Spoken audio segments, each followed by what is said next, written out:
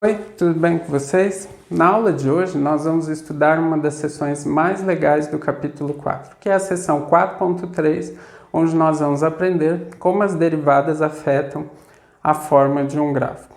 Inicialmente eu esbocei dois gráficos. O da reta y igual a x, que nós sabemos que tem inclinação 1 e assim inclinação positiva, e o da reta y igual a menos x, que nós sabemos que tem inclinação menos 1, ou seja, inclinação negativa.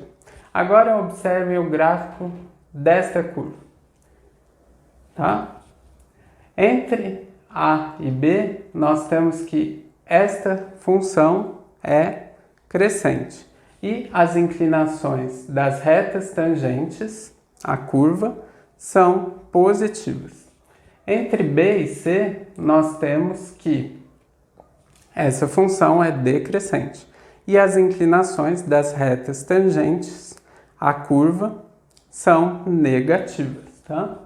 E entre C e D, nós temos que esta função é crescente e as inclinações das retas tangentes à curva são positivas, tá? Então foi o que eu escrevi aqui. As inclinações das retas tangentes são positivas entre A e B e entre C e D e negativas entre B e C.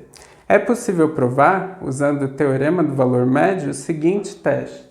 Teste crescente e decrescente. Se f' de x for positivo em um intervalo, então f é crescente neste intervalo. E se f' de x for negativo em um intervalo, então f é decrescente neste intervalo. Aqui na última parte do quadro, eu coloquei um exemplo para nós aplicarmos esse teste. Foi dada a função f de x igual a x² menos 4x ao cubo, e nós queremos descobrir onde esta função é crescente e onde ela é decrescente. Olha lá, inicialmente eu calculei a derivada. Nós sabemos que a derivada de x elevado à quarta é 4x ao cubo, aí ficou menos a derivada de 4x ao cubo. Copio o 4, desço o 3 multiplicando e multiplico por x elevado ao quadrado. Então ficou menos 12x ao quadrado. Como o primeiro somando e o segundo somando são múltiplos, tanto de 4 como de x quadrado, eu coloquei 4x ao quadrado em evidência. Aí nós temos que pensar 4x ao quadrado vezes quem que dá 4x ao cubo, é o x, aí fica menos 4x ao quadrado vezes quem que dá 12x ao quadrado, é o 3. Então nós ficamos com 4x quadrado vezes x menos 3. Para eu poder descobrir onde esta função é crescente ou decrescente, nós precisamos descobrir onde que a derivada é igual a zero, tá? Então, 4x ao quadrado vezes x menos 3 é igual a zero, se e somente se o x quadrado é igual a zero ou o x menos 3 é igual a zero. Ou seja, se o x é igual a zero ou se o x é igual a 3. Então, nós temos que o f' de 0 é zero e o f' de 3 é zero.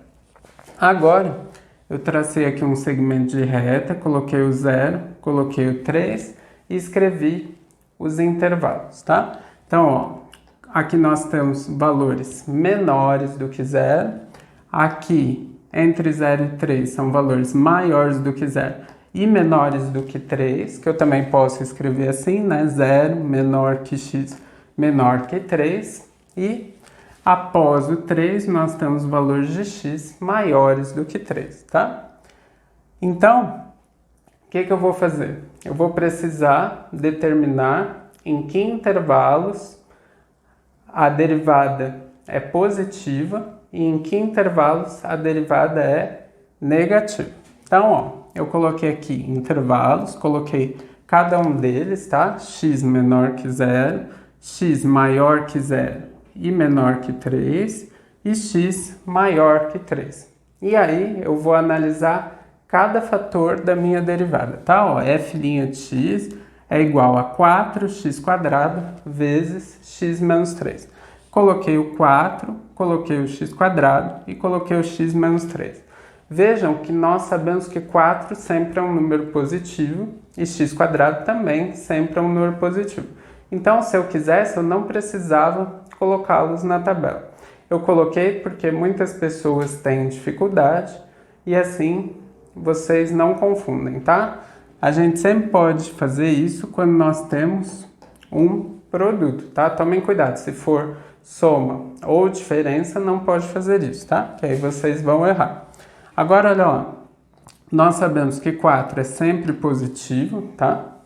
X² é sempre positivo, né? Independentemente do valor x.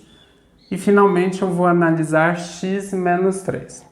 Se o x é menor que 0, x menos 3 vai ser menor que 0 menos 3. Ou seja, x menos 3 vai ser menor que menos 3.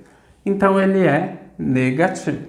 Agora, se o x está entre 0 e 3, nós vamos ter que x menos 3 está entre menos 3 e 0, tá? Ou seja, menos 3 menor que x menos 3 menor que 0. Assim, x menos 3 vai ser negativo, tá? Porque ele é menor do que 0. E se o x é maior do que 3, nós temos o quê? Que x menos 3 é maior que 0, tá? Ou seja, x menos 3 é maior que 3 menos 3. E assim ele é positivo. Então, olha só. Se o x é maior que 0, nós temos que o 4 é sempre positivo, x² é sempre positivo e x menos 3 é sempre negativo. Então, mais com menos vai dar menos. Ou seja, se nós consideramos valores de x menores do que 0, f'x é sempre negativo, tá? Agora, se nós consideramos valores de x entre 0 e 3, nós sabemos que 4 é sempre positivo, x² é sempre positivo e x menos 3 é negativo. Mais com menos dá menos. Então, nós temos que f'x é menor do que 0, né? Negativo. E se o x é maior do que 3, 4 é sempre positivo, x² é sempre positivo e x menos 3 é sempre positivo. Então, mais com mais dá mais. Ou seja, se vocês considerarem valores de x maiores do que 3, f' de x é positivo, tá? Então, olha lá, pelo teste crescente e decrescente, se f' de x for maior que 0 em um intervalo, f é crescente neste intervalo, tá? Então, neste caso, como para valores de x maiores do que 3, f' de x é positivo, nós vamos ter que f é crescente no intervalo de 3 até infinito, tá? E se f' de x for menor que 0 em um intervalo, então f é decrescente neste intervalo. No nosso caso, quando nós consideramos valores de x menores do que 0, f' de x é negativo, tá? Então nós temos que f é decrescente neste intervalo, ou seja, para valores menores do que 0, né? De menos infinito até 0. E se nós consideramos valores de x entre 0 e 3, nós também sabemos que f' de x é negativo, ou seja, f é decrescente neste intervalo, no intervalo aberto de 0 até 3.